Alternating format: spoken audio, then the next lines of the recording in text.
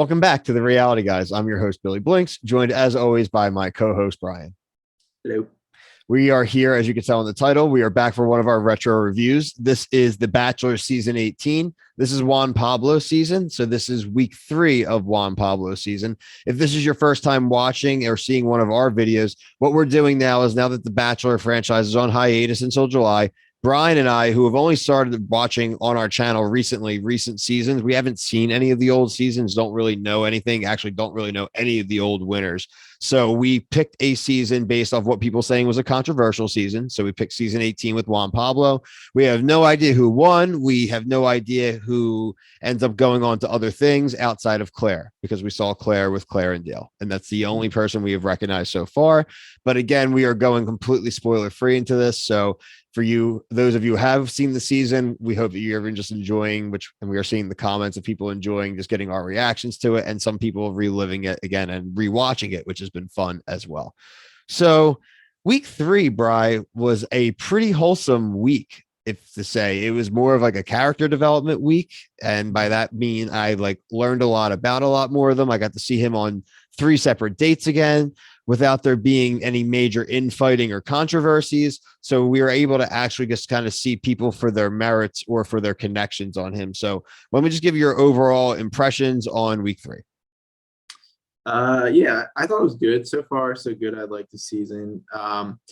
Not a big fan of the first date. I know we'll get there, but I think I said last week, oh, dates are good, not a lot of drama. And I think all of that changed this week. We're starting to get some drama. That looks like it's going to build. We're texting Claire becomes the villain. It seems like it. Yeah, based off of the previews for next for week 4. Yeah, but I'm happy with it. I think soccer date was cool. Yeah, I thought it was all right. Good episode. So Brian kind of touched on it in the first date. So we do have some cardinal rules of the Bachelor franchise. What these are basically rules that we think that they should eliminate and things that they should do different on the Bachelor franchise. So the one that was easily broken on the first date is no motorized vehicles or motorsports. And in fact, he took her in a transformer, drove her into the river, and all the retirees in the neighborhood were pretty freaked out that he just cut through the park and was driving around the lake. Probably ran over 1 million fish. Right, when he did it and he started to rev up and it just lifted straight up. I was like, this is really funny looking. I like it. I've enjoyed it. I mean, they broke the cardinal rule, but I don't think the date itself was a bad date outside of endangering the life of it. He endangered the life of another date later on, which we'll get to. The second date we talked about was a soccer themed date. Obviously, from the background he's talked about a few times, he used to be it was like a semi-pro soccer player or whatever the case may be, but a big soccer enthusiast. And he brought them on a date. It was cool. They ran some drills. They shot some shots. Nobody was really fighting too much, but they got to play a game. Overall, Brian, on the scale of dates we hate, how'd you feel on the soccer date? I didn't hate it. I thought and I thought he actually, from what I saw of him playing soccer, he looked like he actually was pretty good. Mm-hmm. And then but he joined the losing team and they still lost, which is yep.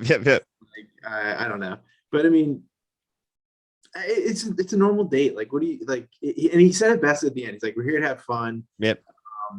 We're just we don't I know some people are competitive and that's gonna show. I'm a competitive person myself, but I think the outcome of the date was good on all accounts until the cocktail party of it, because that's when I felt that's when the drama started to really build in the show. It is definitely where the tension started to rise. So my other highlights I just wanted to mention of the group date, the highlight of me was Charlene. Charlene took the wicked kick off the face. Ball, that bullet shot. She took a solid shot. Good for her. But then she also took a little one-on-one time, and she did the first public flex of making out with Juan Pablo in front of the group. And for someone who even later on in the episode was kind of teetering on if she really wanted to stay on a reality show and does end up staying, it was interesting that she almost shot that first shot. Yeah, and I mean, someone's got to do it. So we knew it was going to happen. I'm honestly surprised it took this long. It's cool. It's actually nice. Hey, I'm Clayton, and then it's somebody's making out with him already. So it's I love you. Exactly. And so I don't know. I actually like Charlene, and I'm pretty sure I someone do in our too. comments said like they are big fans of Charlene. So good to share. So far, man, we've been really sharing the comments of our video, last couple of videos. We're all of our viewers are on the same page Yeah. as us, and it feels good because it's not normally like that. And again, we do appreciate everyone. I guess, and I've been a little bit lighter. Brian's been definitely monitoring, liking all the comments, and we appreciate it. I've been a little bit lighter just in case of the spoilers, but it seems like everyone's been really cool and respecting the premise. So we really appreciate that. And because we are just doing this to have fun, and glad some of you guys are enjoying. I guess the public flex wasn't good enough though, because Nikki actually got the group date for us.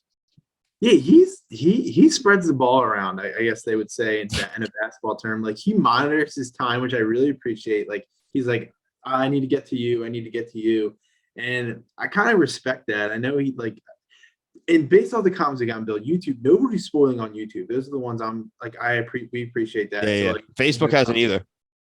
yeah. So it's been good, but yeah, he's been distributing the ball, and I think that's the best way to describe it because I kind of just respect that because we don't see that nowadays. Like people are very selfish with like being all over him, 100%.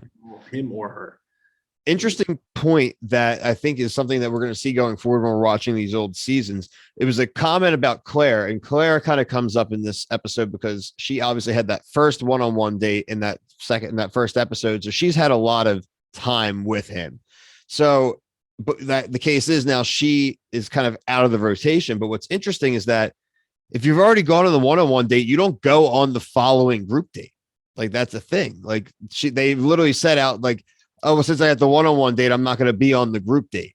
But she had the one-on-one date the week before. So that's actually a thing where like, yeah, you get that one-on-one date, but doesn't mean you get to go right back onto the next date. And I've always found that a little frustrating about the Bachelor and the Bachelorette, where someone could have just had a one-on-one and then the next episode they're on a group date and then still get one-on-one time on that group date. So it does seem like you're really heavily weighting into someone. So it is interesting that they used to actually have they used to track that. Like a rule. So that's definitely not the case now, right? No, definitely not. But I think Claire Say will be on the next group date, but it seems like you don't get to go on a one-on-one and then boom on another group date. If I'm wrong here, people let me know in the comments, like if this is just not a rule of thumb or whatever, but they did say that out loud. I have that in my notes here. So it was just, to me, I thought that was a cool thing. I respect having some actual rules. Yeah, no back-to-backs. No back-to-backs. No back-to-backs. This is for, our player safety here. One quick thing in between the dates, Juan Pablo is drifting across the lanes way too much in his car. No turn signal, just bobbing and weaving out of the freaking lanes, man. Not cool. Use your turn signals. Pet peeve. Yeah, I agree. 100%. Elise, the first grade teacher, hates Chelsea. She calls her a little girl, says how she's going to be a stepmom. But Chelsea is a science teacher and Elise is a first grade teacher. Elise is like 28 and Chelsea is 25. I mean, this is just the drama. Like you gotta find something to hate when you're like basically it was because it was those two fighting for the one-on-one. No, it makes sense. I like Elise better though than Chelsea personally. Well, Chelsea had the second one-on-one date. So they started a Venezuelan restaurant. I thought that was cool. Then they go immediately to go bungee jump. Why would you go bungee jump right after lunch? Yeah, I was thinking the exact same thing. Especially food she's never eaten. Like she doesn't know how this is gonna like. She ate a lot of fried cheese. Like just It is. Yeah, that should have been a post jump. My notes I always like sharing with. I kind of like to break the fourth wall every so often because I always do kind of like stream of thought when I take these notes. So I wrote. Chelsea said, "You know what? Screw this. And I wrote, "Way to go, Chelsea. Never mind. She's dumb. She jumped and did it." But she does get the rose. And then we get a thing that we're not making it a rule, but we get annoyed by it. It's the private concerts every other date. But it's not that bad, in my opinion, because I know Billy Carrington is a actual like mainstream country artist now. And at the time may have just been getting started, but kind of like that I actually recognize somebody. It wasn't some rando that they threw on iTunes.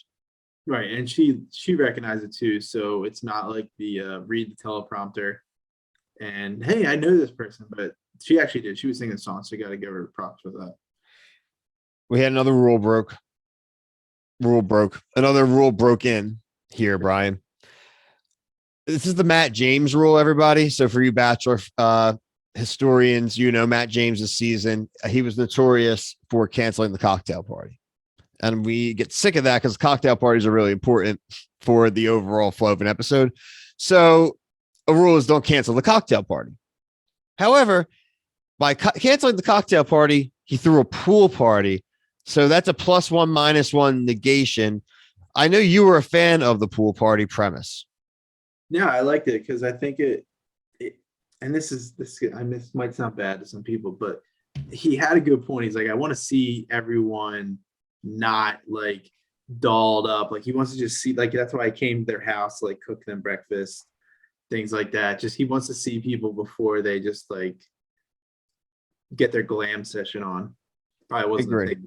You can't just know them in the gowns and have everybody in that situation. Some people feel more comfortable in other situations. Kat now follows suit from Charlene. She gets physical with Juan Pablo in front of the group. So Kelly calls her a whore. Hard whore drop on The Bachelor. I was like, what? Hard W. Dude, I was like, damn, they really should went for it. Really the way to like round out before the rose ceremony, we mentioned Claire feeling vulnerable. I got to give Renee props again. Renee was house mom again and taking care of these women. I really like her. I really hope, because I know she's not going to win this. I just really don't think she's going to win this. I really hope that she has found happiness, since I can't wait to finish the season so I can actually Google her and see what happened to her. Right, because she's not going to go on Paradise. Like, she's not a Paradise type. If like, I don't know when that show started. Yeah, we have no idea, but we don't want to look it up so we don't get it spoiled. Before we move on, I want to say I did notice something that I've never seen before. I think, was it not Claire? It was whoever he did the first one-on-one. They ate their dinner. Oh, you mentioned that. Cassandra, they ate the dinner. So good, no food wasted. That's a plus for this show. We really like that because they don't. Bugged me. It's a pet peeve of Brian's. It's like great food there. They just don't even touch it. All right. So, like any proper Bachelor episode, we have a rose ceremony. Just to remember from the dates, Cassandra, Nikki, and Chelsea are already safe, and we had a return of Molly the dog. Big props for Molly the dog. The following women received roses besides those three: Andy, Renee, Kelly, Charlene, Elise, Kat, Allison, Claire, Lauren, and Danielle, which means the two women who were eliminated this week were Lucy and Christy. Any thoughts? I know Lucy was the free spirit. I knew she wasn't going to last. Christy was fine too, but like, I don't really think this week was too much of a shocker. No, the number they eliminate is just so odd to me. It's like sometimes it's 3, sometimes it's 2. I think it's supposed to be 2 in the rose ceremony, but remember, if you don't get a rose during the one-on-one, you go home, or if you get too drunk, he sends you home. But so. they don't use that rose later. It's just like a lost rose. Yeah, I think it's just like whatever you burned. Like, they know they can stretch episodes out. There's probably a finite number of rose ceremonies anyway. Let's not give them too much credit here. Roses per season. Yeah, there's a certain amount of TV timeouts they have to take. That means we picked 100. We can only use 100. This season we picked 97. Only 97. That's it. 13 women remain. So we are going to definitely start. I think especially after next week, we'll really have a good connection with a lot of them. And maybe we can start to make our first predictions on who we think is going to get close to the end, because right now I think it's pretty open field. Yeah, probably like Claire, Kat, Nikki, who else is it? I don't know. I can't get a read on Cassandra. Like, I know he likes her, but people, the ones with children, they can just leave at any moment, and it's not even, they could have a great connection. It's kind of similar to Katie's season, where was it Mike S or something? He just Michael left. Michael A. My bad. Wrong letter. But it's all good. Hoping for Charlene sleeper, but it doesn't. Based off people getting excited about her, that means that we're like, oh, that's a good season. He probably has like a big moment. Yeah, she's not gonna win. No, I mean, I thought overall I liked the flow of the season so far, and because people think it's so controversial, I just love that at some point it's just going to probably just turn on and Yeah, die. right. I'm waiting for that moment. And Which is Bill, great. they're already going to like Korea next week, which is also That's fucking crazy. instead of going to like Texas. It's so We're, crazy. we're going international to Canada. Yeah, please. Like all these recent seasons. I mean, I know there was the COVID stuff, but still. Don't Loving it so far, Brian. We will be back as far as the channel. We will have episode 4 in the next 3 to 4 days. Will drop on Saturday morning. So you will probably have episode 4 on Monday morning. And then you probably won't get episode 5 until Wednesday, and then probably the following Sunday. So we're doing a nice flow here. But in between, you'll also have our coverage of Survivor. You also have our coverage of Temptation Island, and we are covering a few other shows in between that may even premiere in the next few weeks. So if you want to see all of our other reality TV coverage, please like and subscribe, even comment, let us know what you like, and maybe we'll check it out. But for myself and Brian, peace.